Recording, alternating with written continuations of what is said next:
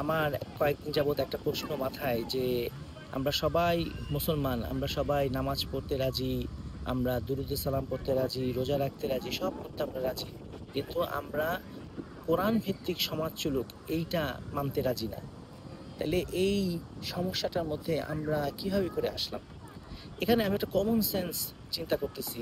তা হচ্ছে গভীর যে ইসলামিক নলেজ আপনার থাকতে হবে এটা আমি মনে করি না জরুরি।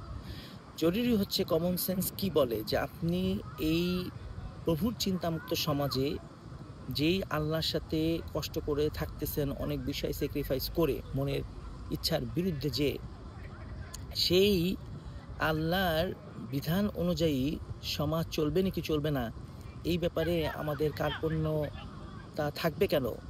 এইটা কমন সেন্সে কি ধরে?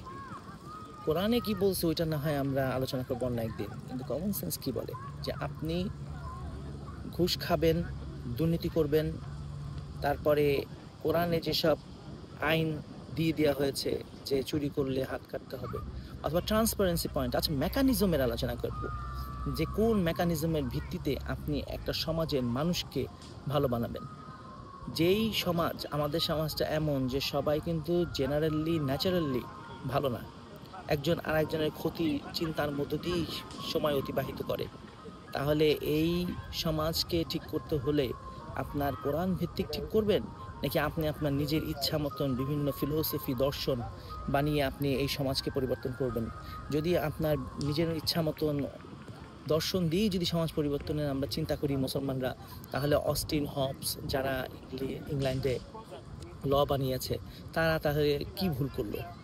এই জন্য আমার কাছে মনে হয় যে এই বিষয়টা মুসলমানদের চিন্তা করতে হবে যে আমরা কি কোরআন ভিত্তিক সমাজ প্রতিষ্ঠার জন্য চেষ্টা করব, নাকি আমরা আমাদের নিজেদের ইচ্ছা মতন বিভিন্ন দর্শন বানিয়ে চেষ্টা করব?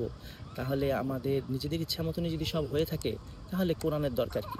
এই কোরআনের দরকার কি, এই প্রশ্নের উত্তর আমাদের সবার পাইতে হবে। সবাইকে ধন্যবাদ।